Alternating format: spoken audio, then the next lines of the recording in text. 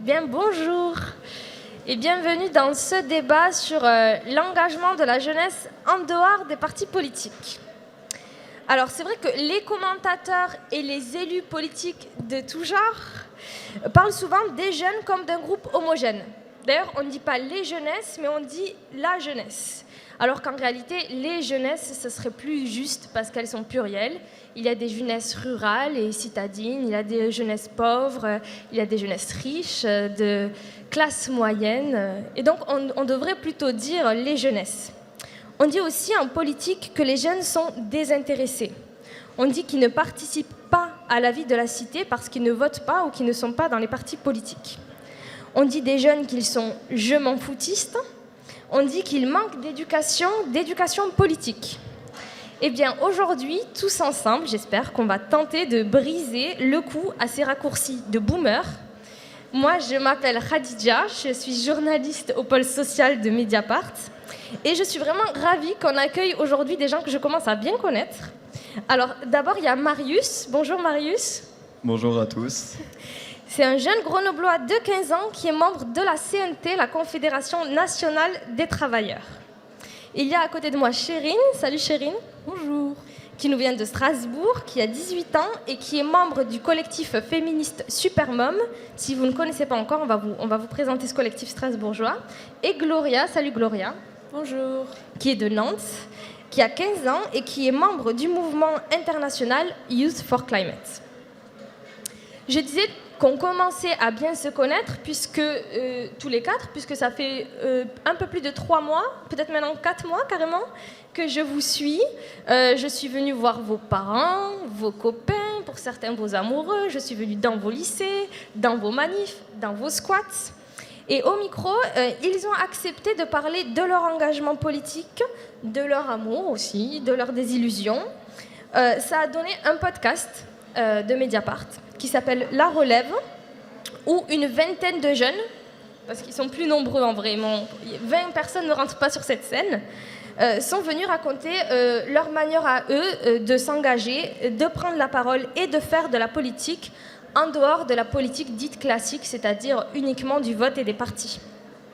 C'est disponible sur Mediapart et sur toutes les plateformes de podcast. Juste un petit mot, parce que peut-être vous n'êtes pas très habitués à ce que Mediapart fasse du podcast, même si Pascal Pascariello avait signé une magnifique série que je vous conseille encore d'écouter, sur la justice. Mais si cette fois-ci on a décidé de donner la parole à des jeunes au micro, c'est parce qu'on s'est dit que ce sont des voix qui sont peu entendues en fait dans l'espace public, et que par l'audio, on pouvait rentrer dans des sphères parfois un peu plus intimes. On pouvait entendre les voix, les hésitations, les craintes, et on trouvait ça intéressant. Et aussi parfois les chants militants. Par exemple, dans l'épisode sur le féminisme, il y a aussi une chorale féministe dont la manière de s'engager politiquement, c'est de chanter tout ensemble, d'une même voix, des chants contre le système patriarcal. Bon, bref, vous pourrez écouter, c'est en libre accès. Et aujourd'hui, on va s'extirper du format MP3 et on va parler IRL, in real life, en vrai, de politique. Alors, le premier sujet que j'aimerais aborder avec vous, c'est d'abord, avant de parler de ce qui est un peu plus, ce qui nous motive aujourd'hui, mais avant, on va parler de la politique dite classique, du vote.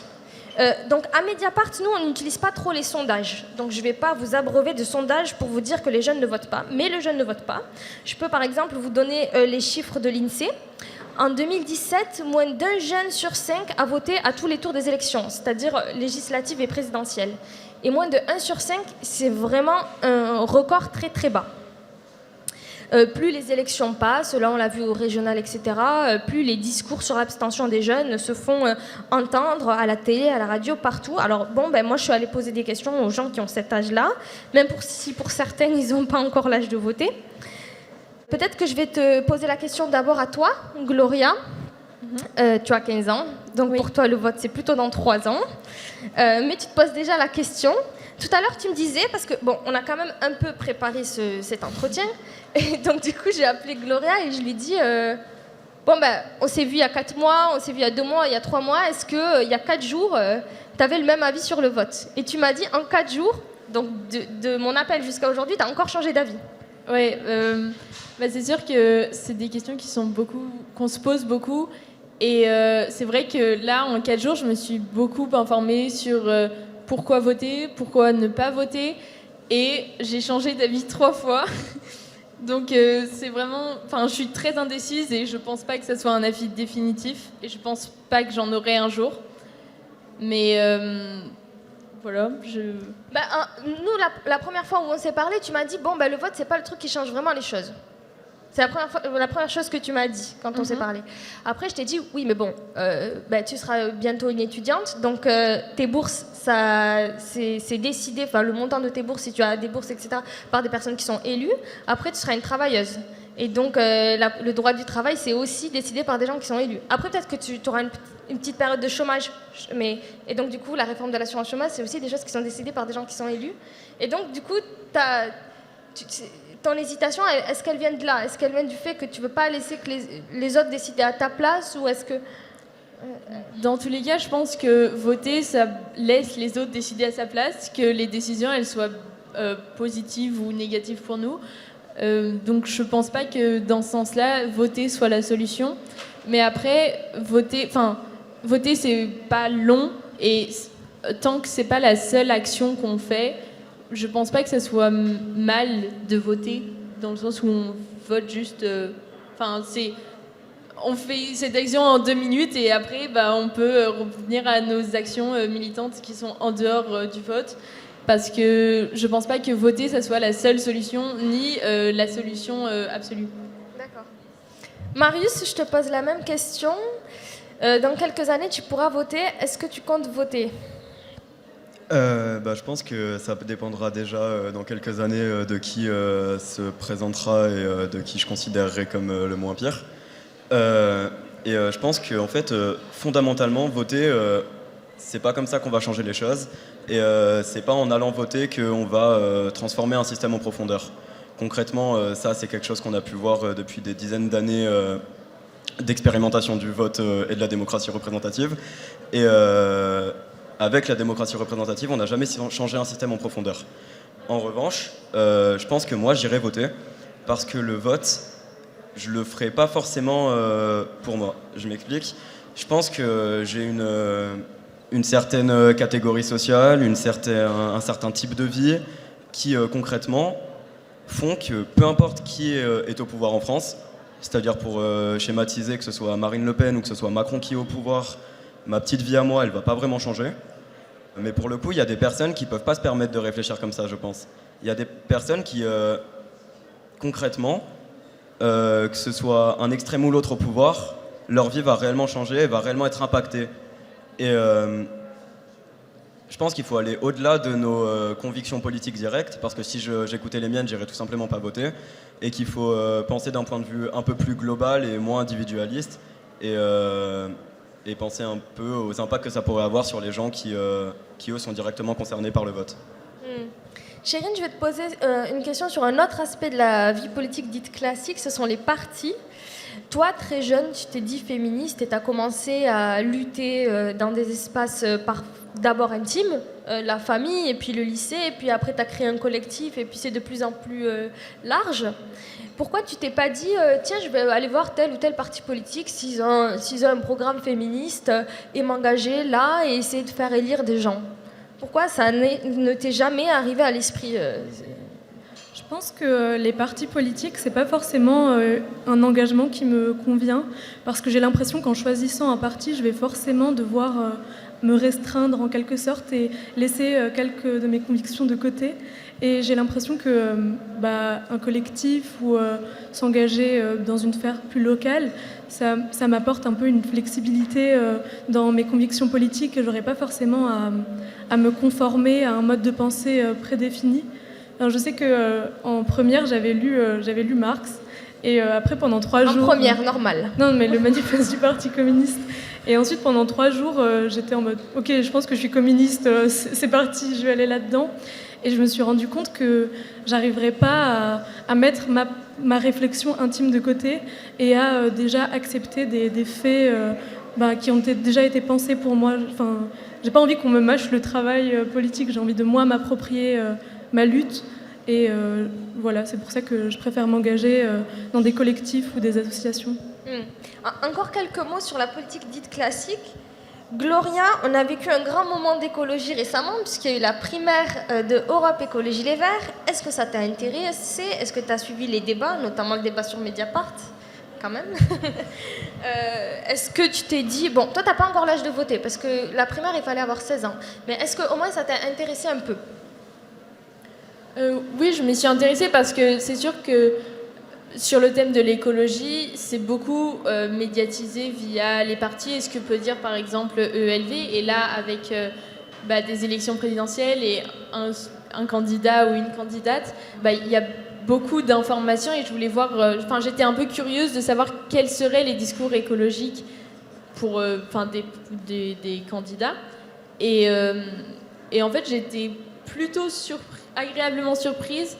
Il y avait certains discours qui étaient quand même assez radicaux et je m'attendais à beaucoup moins. Et par rapport à des représentations qu'on peut avoir, nous, dans le monde militant des partis, les discours étaient plutôt radicaux. Après, je pense... c'est pas obligatoirement pour ça que je laisserai toute ma confiance dans des candidats en allant voter, parce que je pense aussi qu'une fois que tu es au pouvoir, tout le programme n'est pas obligatoirement appliqué, ça on le sait. Mais j'ai quand même été agréablement surprise par les discours et le programme. Bon, on va dire les termes. Tu m'as dit que Sandrine Rousseau t'intéressait pas mal, mais quand je te dis sur quoi tu es d'accord, c'est vrai qu'il y a pas mal d'aspects sur lesquels tu es d'accord avec elle, mais pas jusqu'à aller à la soutenir pour la primaire. Qu'est-ce qui bloque là? Bon, déjà, dans tous les cas, je peux pas aller voter même à la primaire parce que c'est à partir de 16 ans et que j'en ai que 15. Mais en fait, je pense que je pourrais pas m'engager dans un parti, même pour Sandrine Rousseau, beaucoup pour les mêmes raisons que Cheryl, mais aussi parce que je pense pas qu'on puisse avoir... j'aime pas l'idée d'avoir une figure pour des idées. Et ça peut faire des liens aussi avec le mouvement Youth for Climate qui est beaucoup rattaché à Greta Thunberg. L'idée d'avoir une personne qui représente tout plein de personnes qui ont des idées qui sont jamais exactement les mêmes, on peut pas être complètement d'accord avec quelqu'un, et je trouve pas ça ça me conviendrait pas. J'ai veillé à ne pas t'appeler la Greta Thunberg française, mais plein de journalistes font ça à chaque fois qu'ils croisent un ou une militante à peu près jeune, à peu près écolo. Pourquoi ça t'agace quand les journalistes disent la Greta Thunberg française? C'est agaçant parce que, en fait, comme je viens de dire, on n'est pas une seule personne. Le mouvement écolo, il y a plein de collectifs, plein d'idées différentes, des confrontations aussi, et on ne peut pas être amené à une personne, même si on est tous reconnaissantes de ce qu'elle a pu faire, parce que c'est quelque chose qui est... elle nous a tous, d'une certaine manière, amenés dans le monde militant ou fait ouvrir nous a ouvert aussi un mouvement, mais c'est pas pour ça qu'elle nous représente obligatoirement et sa parole n'est pas sainte ou... voilà. D'accord. Bon, on l'a compris, pour nous, considérer que la politique ne se fait que par le vote et les partis politiques, c'est vraiment se couper d'une partie de la réalité, notamment d'une partie de la réalité des engagements politiques des jeunesses qui sont multiples. Donc, je vais vous présenter les engagements des personnes qui sont autour de nous. Donc, Marius, tu es à la CNT, la Confédération nationale des travailleurs, avant même d'avoir travaillé. Raconte-nous comment ça s'est passé, comment tu es arrivé à la CNT. Alors déjà, peut-être pour compléter, tu dis avant même d'avoir déjà travaillé. Oui. En tant que lycéen, on considère qu'on est des travailleurs et des travailleuses en formation. Ce qui est déjà en soi une forme de travail, on peut dire. Pour recommencer un peu depuis le début, j'ai commencé à militer sur les ronds-points de Gilets jaunes à partir du mouvement contre la réforme des retraites qui ont commencé le 5 décembre 2019. Et petit à petit, je me suis éloigné des Gilets jaunes grenoblois pour des raisons X et Y. Et j'avais envie de m'investir le plus possible au sein d'une structure qui me motivait et qui m'intéressait et qui me semblait être la plus appropriée. Et il se trouve que la CNT a été cette structure et du coup j'ai décidé de m'y investir. Et tu n'es pas la seule personne qui est jeune, puisque les 3 personnes là qui a tout pile en face de moi militent avec toi. Alors, ils ne sont pas tous forcément à la CNT, mais en tout cas, vous militez ensemble. Comment tu expliques cet attrait de personnes qui sont plutôt jeunes pour un syndicat de travailleurs plutôt organisé? Et on en a parlé aussi encore il y a quelques jours. Comment toi, tu t'intègres dans les luttes des travailleurs qui sont racontées à la CNT? Tu es dans une section précise, raconte-nous ça. Je pense déjà que ça rentre dans un espèce de... Pas forcément pour tout le monde, en tout cas moi c'est mon cas. Ça peut rentrer dans une espèce de cadre familial. C'est-à-dire que j'ai grandi dans une famille qui était plutôt militante, ce qui forcément moi m'a, entre guillemets, initié depuis que j'étais petit à défendre des valeurs qui me semblaient pertinentes. Donc ça peut jouer. Je pense que de par les rencontres qu'on va faire, que ce soit à l'école ou même en dehors, dans la rue, etc., on va se construire politiquement et idéologiquement, ce qui va nous amener à nous poser des questions, ce qui va nous amener à militer pour y répondre, et de fil en aiguille comme ça, on en arrive à rejoindre des syndicats ou des organisations politiques ou pas, et à militer tout simplement solo. Moi, par exemple, à la CNT, je suis à la section FTE, donc la Fédération des travailleurs de l'éducation. Il se trouve qu'on fonctionne en fait avec le principe de un lieu de travail, un syndicat. C'est-à-dire que je suis dans le même syndicat que les professeurs, que les employés qui travaillent au self du lycée, par exemple, je vais être syndiqué avec eux, que les agents d'entretien, etc., etc. Et on part du principe qu'on a les mêmes patrons, on a les mêmes lieux de travail et les mêmes obligations au sein de ce lieu de travail, même si on a des problématiques qui peuvent diverger. Et du coup, on doit militer ensemble pour avoir plus de force, en fait. Par exemple, Marius, je t'ai suivi lors de Blocus. Et en fait, vous vous retrouvez après, bon, c'est pas forcément que des gens de la CNT, mais en fait, à discuter dès tout le début du blocus, c'est-à-dire qu'il faut se lever tôt quand même, hein, c'est 6 heures, avec des profs, etc. Donc vous n'êtes pas tout seul entre lycéens, entre vous, c'est-à-dire qu'il y a une vraie organisation, en tout cas à Grenoble, dans ton lycée et dans les lycées qui étaient aussi ceux où il y a eu des mobilisations. Ah bah, de toute façon, ça c'est quelque chose qu'on essaie de faire un maximum sur nos luttes, c'est de les partager. Parce qu'en fait, quand nos revendications rejoignent celles des professeurs, rejoignent celles des AED, et ben les assistants d'éducation. Ouais, pardon. On essaye au maximum de militer avec eux, en fait, parce que c'est ensemble qu'on va gagner, c'est ensemble qu'on aura le plus de force. Et sur Grenoble, en tout cas, dans notre militantisme, on essaye de maintenir au maximum une relation avec les personnels de l'éducation nationale mobilisés pour essayer un maximum en fait, de militer avec elles et eux. D'accord. Chérine, raconte-nous, qu'est-ce que c'est que Supermom ? Alors, Supermom, c'est un collectif féministe intersectionnel. Je ne sais pas si je dois définir... Ah ben définis, c'est bien. C'est-à-dire qu'on lie d'autres luttes au féminisme. On n'est pas que dans un féminisme spécifique. On lie ça à la lutte antiraciste, à la lutte pour les droits LGBTQIA+. Donc c'est un collectif qui s'est formé en septembre dernier, un peu soudainement, quoi. Enfin, je sais pas trop d'où c'est sorti. C'est une idée que j'ai eue parce que ça faisait 1 mois à peu près que je cherchais un groupe à Strasbourg dans lequel m'impliquer. Et je me suis rendu compte que les groupes féministes à Strasbourg, ils n'étaient pas vraiment destinés à des jeunes, en tout cas des jeunes de mon âge au lycée. J'avais l'impression que c'était réservé plutôt à des personnes qui avaient 20 ans, peut-être un peu plus, qui étaient déjà dans la lutte depuis un moment, qui avaient des connaissances que je n'avais pas. Et donc j'ai discuté avec des copines et on s'est rendu compte qu'on avait toutes un peu... j'ai pas envie de dire un talent, c'est prétentieux, mais un domaine dans lequel on pouvait lier un peu ce qu'on faisait pour produire quelque chose. Enfin, par exemple, il y avait Lucille qui fait des dessins et qui du coup a fait les animations du compte, ou Héloïse qui prend des photos. Du compte Instagram, parce que vous avez un compte Instagram. Eve qui écrivait des textes. Donc on s'est toutes un peu rejoints et on a commencé sur Instagram d'abord parce que on était confinés en fait très tôt. Donc on ne pouvait pas vraiment faire de rassemblements ou de choses comme ça.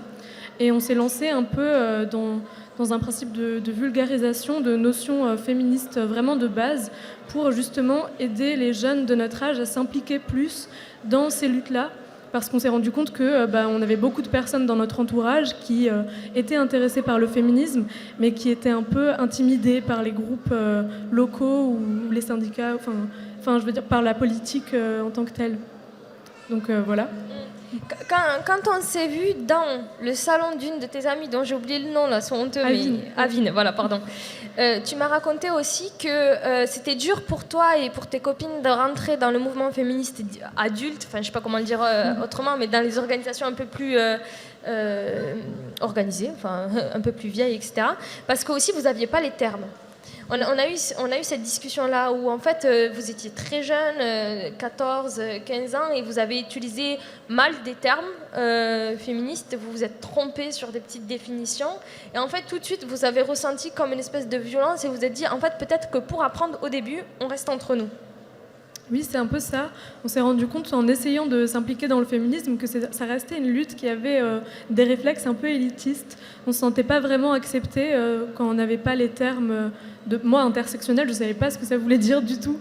Il y a un slogan féministe très connu, Men are trash, les hommes sont des déchets.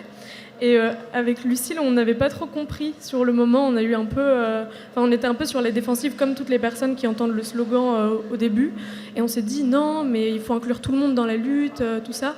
Et je me rappelle que sur Twitter, on avait répondu à une fille qui avait mis ce slogan. Et tout de suite, on s'était pris une vague de haine. Et en soi, je comprends les militantes qui sont épuisées toute la journée de devoir redéfinir des termes parce que c'est pas leur job, quoi. Et on avait des ressources pour s'informer. Mais tout de suite, on a senti un gros décalage entre les féministes qui luttaient depuis un moment, qui avaient des termes, qui avaient lu des livres, qui écoutaient des podcasts, et nous qui avons juste des convictions de base, quoi, et juste un désir de justice, mais sans forcément plus, parce qu'on était jeunes. D'accord. Gloria, est-ce que tu peux nous raconter comment tu es arrivée à Youth for Climate, un peu comme tes deux camarades, comment tu es arrivée là-bas à 13 ans? Moi, je suis arrivée un peu par hasard à Youth for Climate, en fait. Donc, il y a eu le mouvement de Greta Thunberg avec des grandes marches de jeunes pour le climat. J'étais en 4e quand ça s'est passé. Et j'allais aux marches parce que c'était un sujet qui me touchait beaucoup. Et j'y étais très sensible en fait, donc c'était bien de se sentir, de pas se sentir seule justement pendant les manifestations. Et ça s'est fait un peu par hasard. Il y a un formulaire qui a tourné et Youth for Climate allait faire une vidéo de communication. Et je suis arrivée au tournage en m'étant inscrite au formulaire. Et j'ai tourné la vidéo et puis j'aimais bien l'ambiance et je suis restée et ça s'est fait un peu comme ça et maintenant ça fait 2 ans que je suis à Youth for Climate. Il y a quelque chose d'intéressant que tu me dis dans le podcast que j'ai laissé dans le montage, qu'on a laissé avec Anna, qui peut-être est là ou peut-être pas, mais avec qui on a fait le montage ensemble, Anna Tayeb. Et en gros, tu nous dis, moi quand je suis rentrée à Youth for Climate, je n'étais plus qu'une collégienne. Parce qu'avant, on me connaissait uniquement sous mon statut de collégienne, l'aspect très fonctionnel de ma vie, tu es une collégienne, et là je pouvais être quelqu'un d'autre. Je pouvais avoir une existence qui était en dehors de l'institution scolaire. Et ça, pour toi, ça a été très important. Oui, c'était très important, surtout que j'avais un peu des problèmes au collège, tout ça, donc le fait que je puisse me redéfinir et puis changer quand on peut recommencer, découvrir des nouvelles personnes, c'est vraiment une bouffée d'air en fait, et puis ça me permettait d'avoir un lieu aussi en dehors du collège où j'étais beaucoup plus libre, où je pouvais partir si je voulais. J'étais pas obligée d'être là, mais j'y allais parce que ça aussi. Alors, il y a un terme qui est cher à notre chère Edwige Plenel, c'est le droit de savoir. Et donc, je vais vous poser des questions sur comment vous avez commencé à vous interroger et surtout à vous informer sur les thématiques qui sont les vôtres et après plus largement. Peut-être on va commencer par toi, Chérine. En fait, quand vous avez créé le collectif, vous avez d'abord créé un compte Instagram, où en fait vous mâchiez les informations et vous les diffusiez pour vos amis, vos copines, et après un peu plus largement pour les jeunes strasbourgeois, où vous faisiez de la pédagogie sur les questions féministes. Est-ce que tu peux m'expliquer pourquoi vous avez fait ça ? Je pense que ça restait dans l'idée de vulgariser le féminisme pour inclure plus de monde. Et on s'est rendu compte que ce qui marchait le mieux dans ces luttes, c'était juste les posts Instagram où on expliquait des termes, où on donnait des conseils. Mais nous, on se renseignait en partie avec des posts Instagram, mais pas exclusivement parce que ça reste assez limité quoi, comme format. Mais moi, personnellement, j'écoute beaucoup de podcasts féministes et j'ai l'impression que c'est le format qui me plaît le plus, quoi, parce que je peux faire des choses à côté et à la fois, c'est inclusif, quoi, c'est pas réservé à une élite intellectuelle, c'est fait par des journalistes indépendantes, des choses comme ça. Mais ça approfondissait plus les thématiques que juste un post Instagram. Et puis ensuite, derrière, on en parlait entre nous, quoi. On avait beaucoup de débats, on se recommandait des podcasts, des documentaires parfois. Donc vous en faisiez aussi. Oui, vous en faites aussi. Il faut faire de la pub un peu. Oui, c'est vrai. Raconte. Il faut écouter nos podcasts. Oui, vu que ça me plaisait beaucoup, j'en avais parlé avec Eve et on a décidé de lancer notre propre chaîne de podcast. Et c'était pour donner la parole à des Strasbourgeoises autour de nous en abordant des thématiques spécifiques. Je sais que notre premier podcast, c'était sur le voile, donc ça s'appelait Islam et féminisme.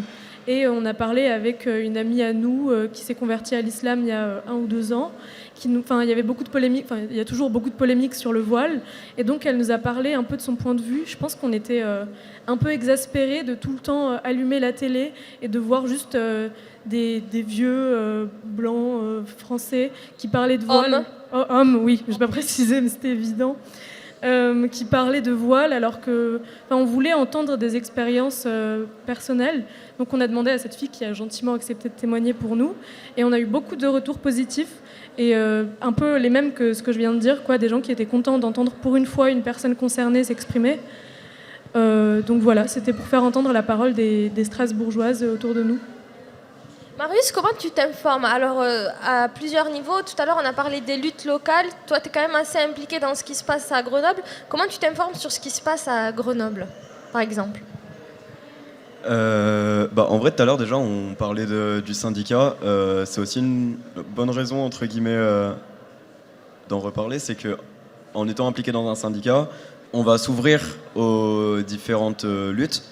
Et ce qui va nous permettre, entre guillemets, de rester informés et entre guillemets, connectés aux différentes choses qui vont se passer au niveau de notre ville et même au niveau national et international. Et ce qui va permettre de s'impliquer, en fait, sur les sujets qui nous intéressent et qui nous semblent pertinents. Et puis ensuite, je pense que la vérité, je fais comme tout le monde. Tu lis Mediapart? Je lis Mediapart, bien sûr. Abonnez-vous à Mediapart. Mais... non, en vrai, je suis des comptes sur Instagram, je lis des articles de différents médias, j'écoute des podcasts, et voilà. Je pense qu'il n'y a pas de solution miracle, et concrètement, l'information, on la veut, on la cherche, on la trouve, et voilà. Gloria, Youth for Climate, ils ont un compte TikTok qu'il faut vraiment que vous alliez voir, parce que non seulement il y a des informations, mais en plus c'est drôle. Est-ce que pour vous, être présent sur TikTok à ce niveau-là, parce que vous publiez beaucoup, c'est aussi une manière de faire s'intéresser les plus jeunes, comme vous, à la chose écologique? Oui, en fait, je pense que les écolos, ils sont pas mal stigmatisés comme... des gens qui sont un peu chiants, qui pensent à leur petit jardin et à leur potager, qui vont au vélo au lycée ou je sais pas. Et en fait, on voulait casser un peu cette image et le fait de faire des blagues, de montrer qu'on est aussi un groupe de potes, quoi. Et puis on fait des vidéos, on s'amuse, on a des blagues, il y a des références ensuite que quand tu es dans le monde militant tu commences à voir, et puis il y a des blagues qu'on fait comme ça.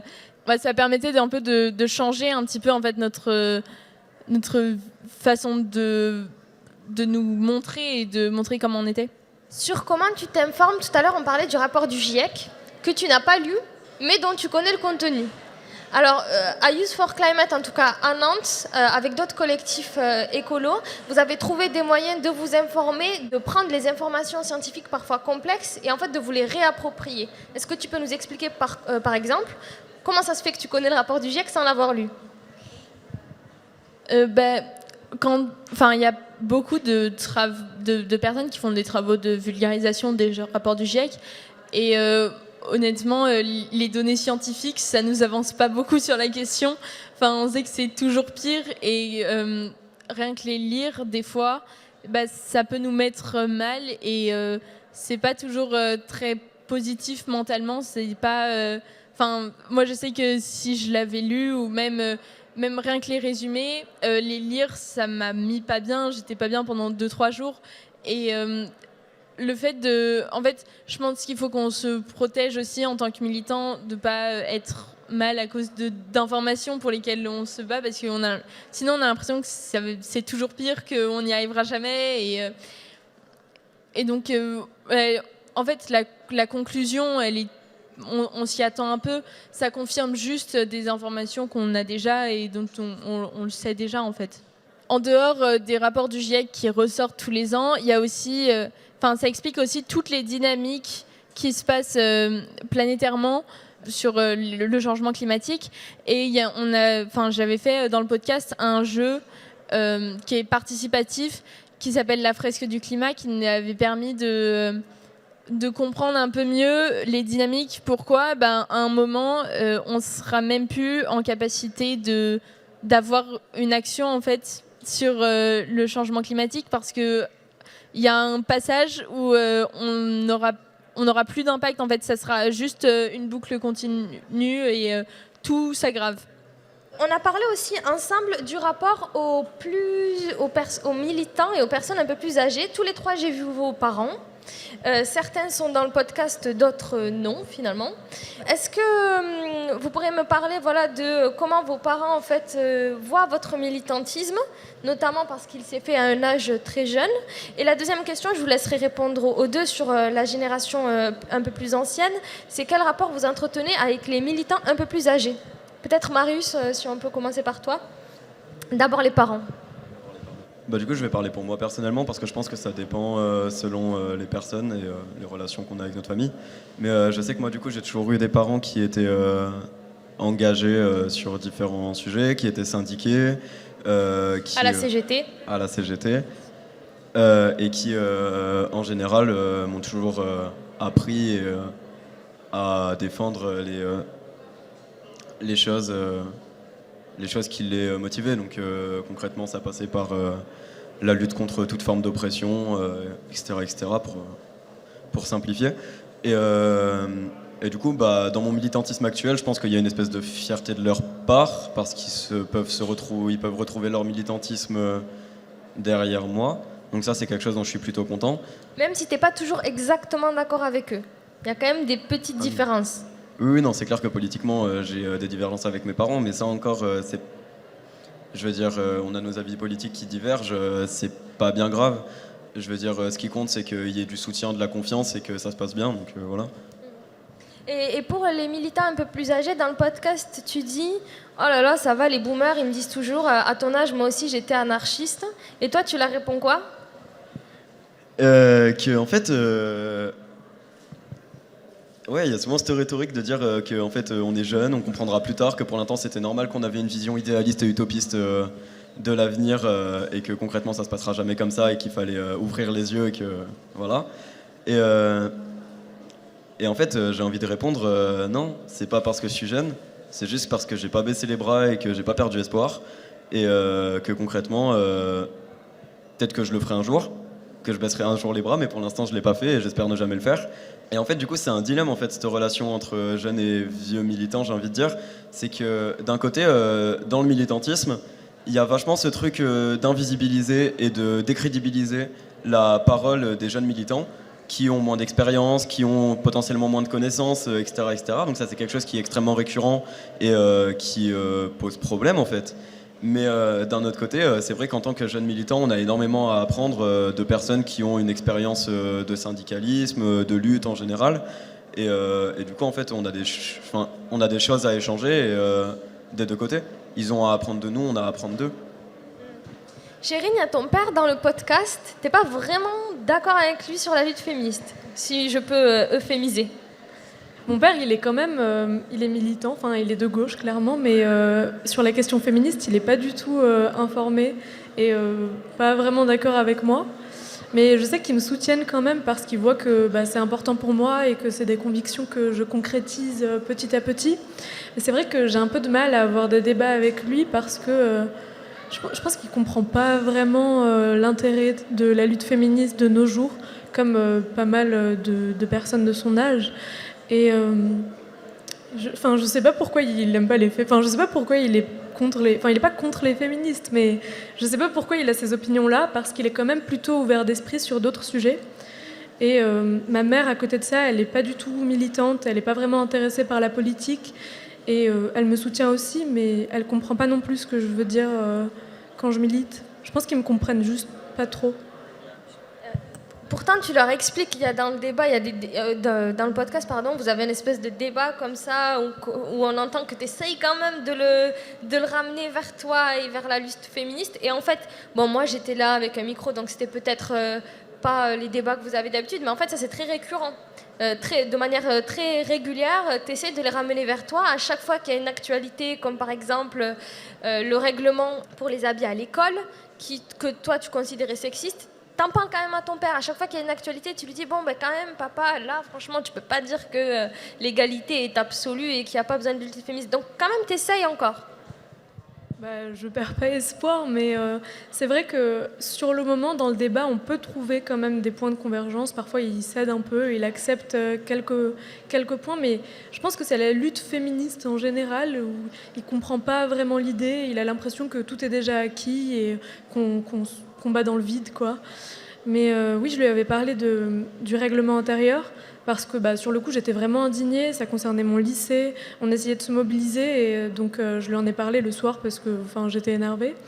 Et pour lui, c'était vraiment normal de mettre un règlement qui interdisait aux filles de porter des jupes, de porter des décolletés, des hauts un peu transparents. Et il trouvait des justifications qui n'avaient rien à voir avec le sexisme. Je pense qu'il n'est pas vraiment éveillé aux problématiques sexistes, donc il n'arrive pas trop à les repérer, quoi. Quand il y a du sexisme, il a l'impression que c'est juste comme ça que ça fonctionne, et puis c'est tout. Alors, c'est la dernière question que je poserai à Gloria, et après je laisserai peut-être s'il y a des questions dans la salle. Gloria, ton rapport aux militants un peu plus âgés, je vais prendre une séquence qu'il y a dans le podcast. On est en manifestation pour une vraie loi climat, puisque vous considérez à Youth for Climate que la loi climat a été dépouillée et qu'en fait elle ne sert à rien. Et vous criez un slogan qui est, je le dis, le kérosène, c'est pas pour les avions, c'est pour brûler les flics et les patrons. Et bon, il y a des gens qui sont juste à côté de vous et ils ne sont pas très, très ravis. Par exemple, des personnes un peu plus âgées dans des mouvements un peu plus calmes, aussi je peux dire ça comme ça. Et donc il y a un homme qui vient vous voir, qui est beaucoup plus âgé, qui vous dit non, ce slogan non. Et en fait, vous racontez dans la séquence du podcast qu'il faut vraiment écouter sur mediapart.fr que en fait ça vous agace, cette espèce de paternalisme de militants un peu plus âgés qui viennent vous dire jusqu'à quel slogan vous pouvez dire ou non. Oui. Si, ça marche. Ok. Oui, c'est sûr que c'était assez... ce jour-là, j'étais vraiment énervée. On peut l'entendre dans le podcast. J'étais vraiment en colère, quoi. Et c'est vrai que c'était assez important pour moi parce que les manifestations, c'est vraiment un lieu où on peut s'exprimer et puis on a une possible chance d'être entendu. Et le fait qu'entre manifestants, on nous empêche de dire ce qu'on a envie de dire, les slogans qu'on a envie de scander, c'était assez difficile. Ensuite, on avait quand même fait partie de l'organisation de la manifestation, même si c'était une interorga, donc on n'était pas seuls. Et on nous empêchait quand même de scander ces slogans. Et donc du coup, notre rapport en fait avec d'autres associations qui pourraient être avec des membres plus anciens, il est parfois assez conflictuel parce que on nous prend vraiment pas au sérieux. On pense qu'on est là pour sécher les cours ou qu'on s'amuse plus qu'on milite, qu'on n'est pas touché, que on n'a pas la même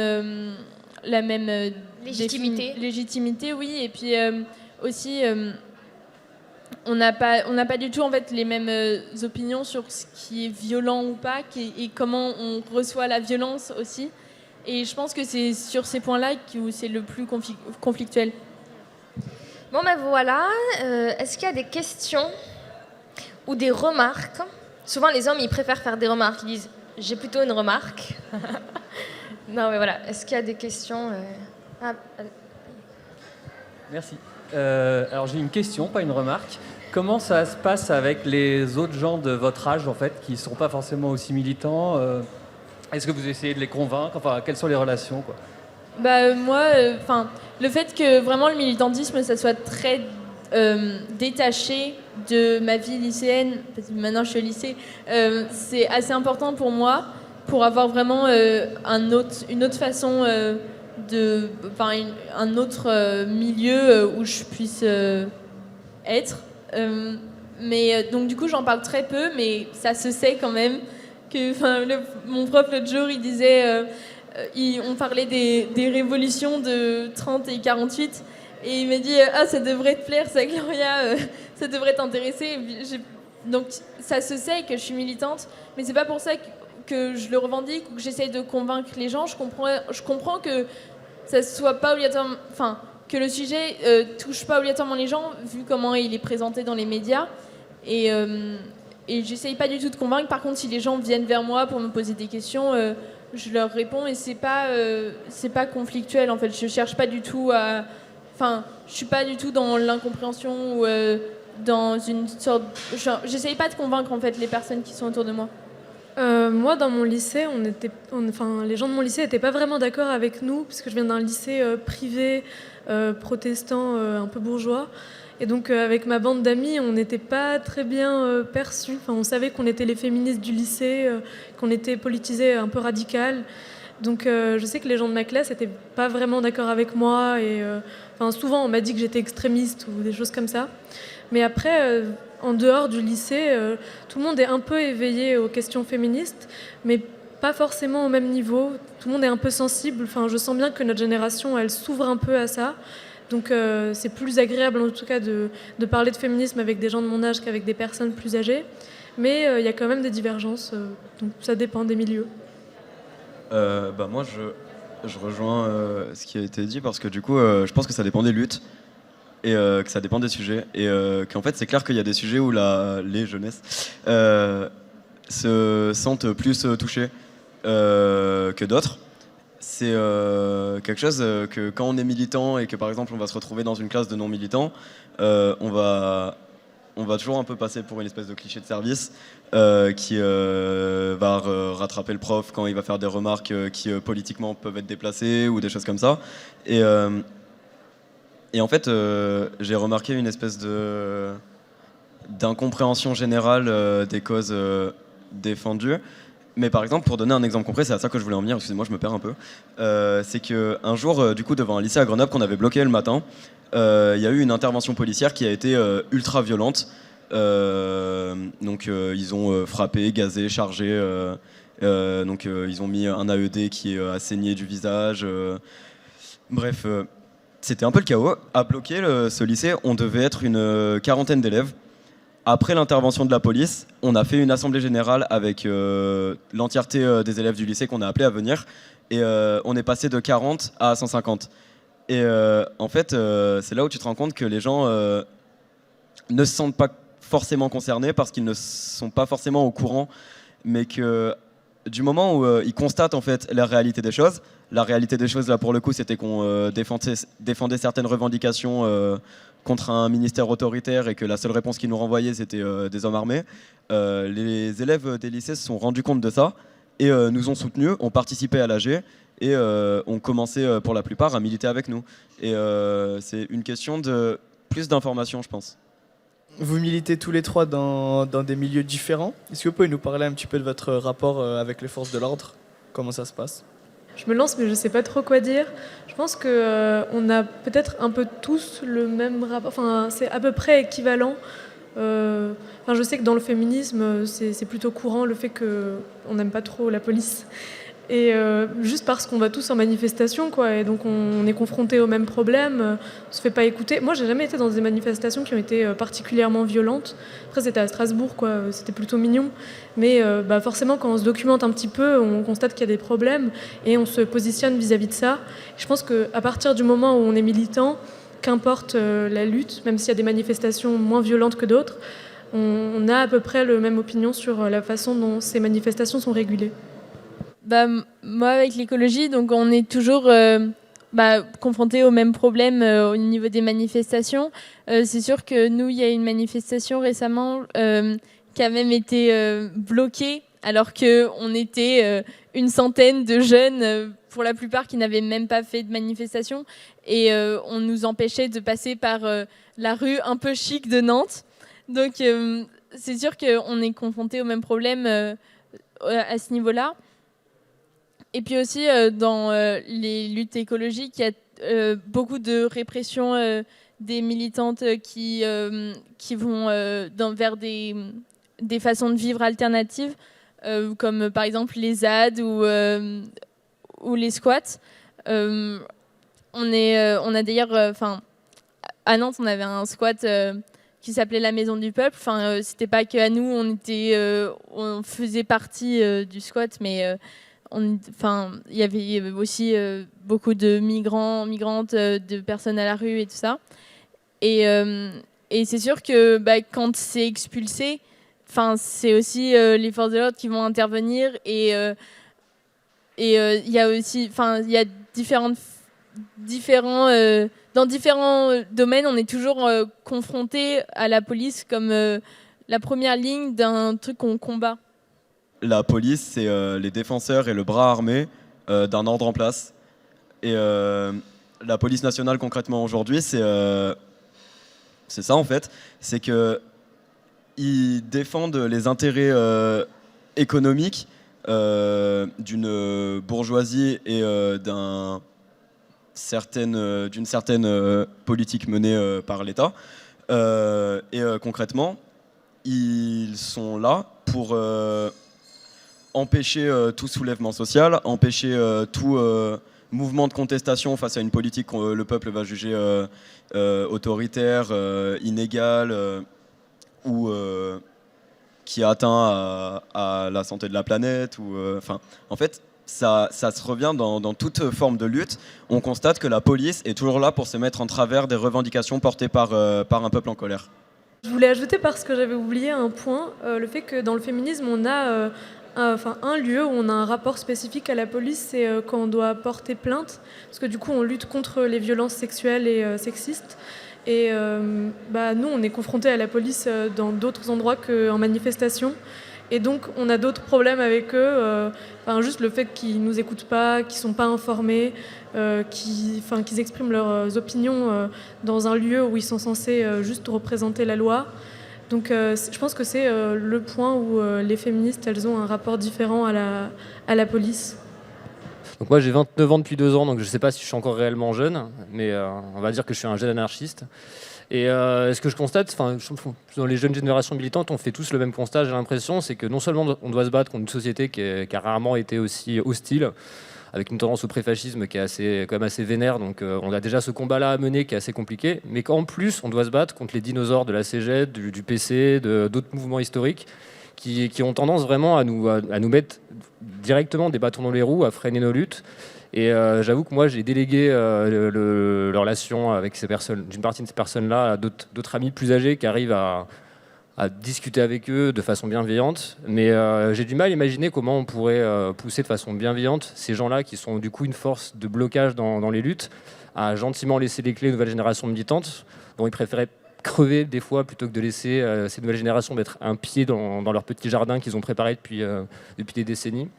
Et je ne sais pas si vous avez des idées pour arriver à comment pousser ces gens de façon bienveillante et sans créer une espèce de guerre civile dans les milieux militants, à laisser la place en fait à une nouvelle génération qui ne demande que ça et qui ne demande qu'à prospérer sans avoir à lutter à la fois contre ses ennemis idéologiques et aussi contre des gens qui sont censés être des alliés.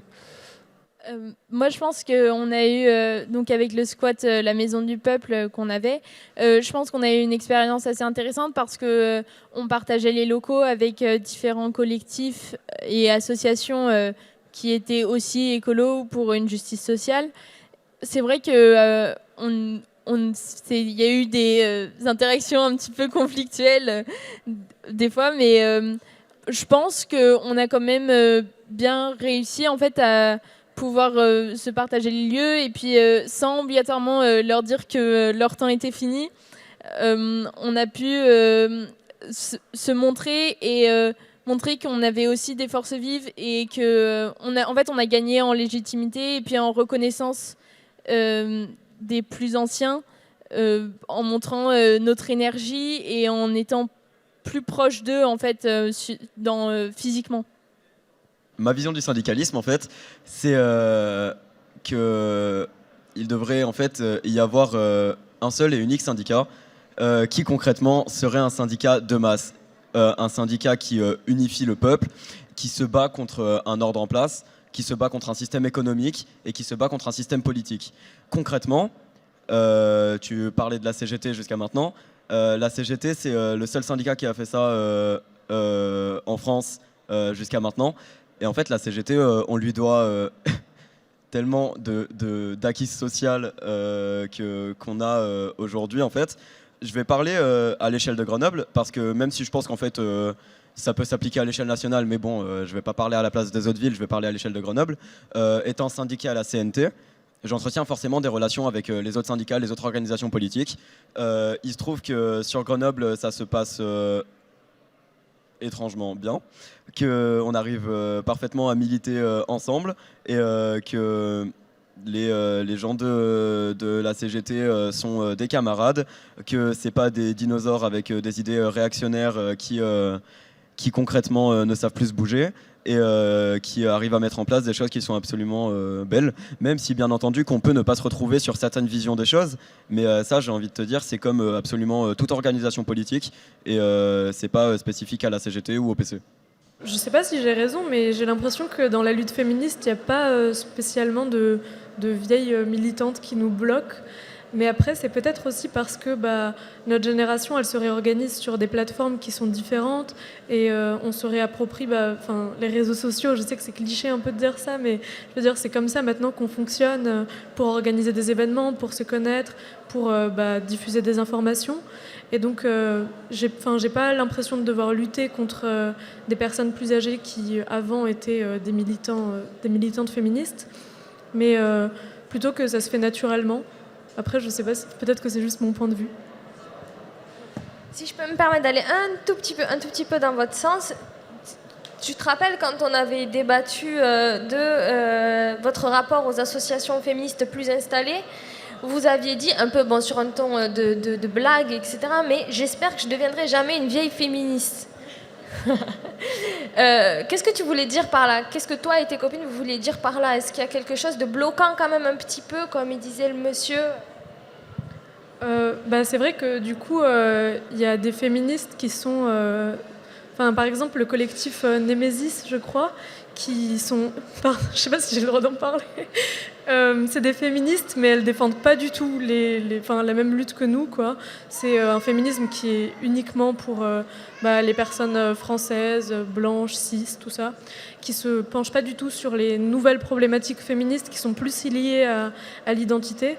Et quand je disais j'ai pas envie de devenir une vieille féministe, c'est que j'ai pas envie de plus m'ouvrir aux nouvelles problématiques qui émergent parce que forcément on n'a pas conscience encore de tout, on n'a pas la science infuse et j'ai envie de continuer à m'informer et de jamais me bloquer dans mon féminisme, me dire c'est bon maintenant j'ai tout compris et je vais rester là-dessus. Voilà. Oui, merci du coup pour tout ce que vous avez pu dire aujourd'hui. Donc moi en fait la question que j'ai eue c'est par rapport justement aux obstacles en fait que vous avez pu rencontrer et vous rencontrez encore, par exemple aux remarques qu'on peut vous faire par rapport à un manque d'expérience, un manque de connaissances, ce genre de choses. Justement, comment vous faites en fait pour pallier à ça? Est-ce que vous pariez plutôt sur le temps en fait? C'est vrai que vous êtes jeune, vous êtes toujours en train de choisir votre orientation. Donc est-ce que ça va plutôt être de ce côté-là, ou est-ce que vous vous formez? Si oui, comment vous faites pour trouver des solutions à ce qu'on peut vous reprocher? Voilà, merci. Je sais pas, par exemple, moi j'ai une personne qui est beaucoup plus âgée que moi et qui est militante également et qui me reproche en fait de pas être assez expérimenté pour comprendre ce qu'elle ou il me raconte. J'ai envie de lui demander en fait, vas-y, qu'est-ce qu'il faudrait que je fasse pour toi pour que je comprenne ce que tu me racontes. Après, je pense que déjà, souvent, les personnes qui vont tenir des discours comme ça, c'est qu'on va peut-être avoir un petit problème de fond à la base et que je suis pas sûr d'avoir très très envie de débattre avec la personne très concrètement. Mais après, c'est une espèce... En fait, c'est comme on disait à l'instant, c'est une ouverture d'esprit à avoir. C'est-à-dire admettre que c'est pas parce que tu as 40 piges que tu vas avoir des idées qui vont être plus pertinentes et intéressantes que quelqu'un qui en a 14. En fait, c'est exactement ce que je disais tout à l'heure, c'est qu'il y a un pas à aller dans chaque sens. Nous, on doit comprendre qu'on n'est pas forcément de la même génération que des militants plus âgés et qu'il va falloir, entre guillemets, s'adapter à eux pour plus de compréhension, etc. En revanche, de leur côté, ils doivent, comme je viens de le dire, comprendre qu'ils n'ont pas la science infuse et que leurs connaissances peuvent être dépassées par celles de personnes plus jeunes. Bonjour. Du coup, moi, j'avais 2 questions. Une peut-être un peu plus conflictuelle, c'est que tous et toutes, vous militez contre des systèmes d'oppression, donc le patriarcat, le réchauffement climatique, le pouvoir de la bourgeoisie sur le prolétariat. Et je voulais vous demander pourquoi est-ce que vous pensez que dans une lutte globale contre toutes les oppressions, quel est, en gros, pour vous, quel serait le cadre, donc un syndicat, un collectif, une association, qui serait le plus à même pour combattre ces dominations? Pourquoi est-ce que vous avez choisi celui-là? Vous nous l'avez dit, mais en gros, en quoi ce serait pertinent pour les jeunes, pour les jeunesses, aujourd'hui, d'aller s'investir dans ces cadres? Et ensuite, la deuxième, peut-être un peu plus unitaire, c'est en gros, quelle convergence aujourd'hui entre les milieux féministes, les milieux syndicaux et les milieux écolos? Voilà. Je pense que je vais répondre un peu aux deux en même temps. Moi, je pense que le fait que j'ai choisi un collectif, c'est aussi, comme je l'ai dit, pour pas avoir en fait, un collectif, c'est très flexible et pas du tout institutionnalisé. Donc, en fait, on est très libre de faire, de l'aménager un peu comme on veut. Et c'est positif dans le sens où on invente une nouvelle forme de relation avec les autres, de voir les choses, de s'informer, de se remettre en question et de se donner une légitimité, de lutter en fait. Et c'est très très enrichissant dans les rencontres et dans les questionnements qui sont posés. Et je pense que le collectif Youth for Climate a une ligne directrice écologiste, mais au fond, ce qu'on cherche, c'est un monde meilleur. Et donc, évidemment que c'est un monde qui respecte toutes les identités de genre, qui respecte les personnes racisées, qui est une forme de... c'est une autre façon de vivre, en fait, qu'on invente. Je pense que je rejoins Gloria sur l'idée que les collectifs, c'est un milieu qui me convient. En tout cas, j'ai l'impression qu'on est tous et toutes à égalité, qu'on peut discuter, qu'on peut changer d'opinion sans que ce soit problématique. Et ensuite, je ne crois pas en l'idée qu'on puisse fusionner toutes les luttes en un groupe, parce que je pense qu'on devrait tous se concentrer sur nos luttes et par certains moments se rejoindre. Mais pas. J'ai l'impression que si on mélange tout, on va un peu se perdre et oublier certaines parties. Oui, excusez-moi, je n'ai que 86 ans, voyez-vous. Puis il se trouve que j'étais jeune et que sur la question du conflit de génération, aussi bien dans les familles, entre les enfants et leurs parents, moi je rebondis sur ce qu'a dit Marius. Je veux dire que les jeunes, en effet, il faut qu'ils trouvent leur place. Et ce n'est pas toujours facile, et ça peut être en conflit avec leurs aînés, et ça fait partie de la vie. Mais par contre, il ne faut pas renier les luttes qui ont été faites avant, par toutes les générations, des luttes qui ont porté des fruits, et des luttes qui sont le même sens que celles que vous voulez conduire. Nous sommes dans les mêmes luttes, et moi, à mon âge, je n'ai pas perdu la même volonté, et c'est la même que la vôtre.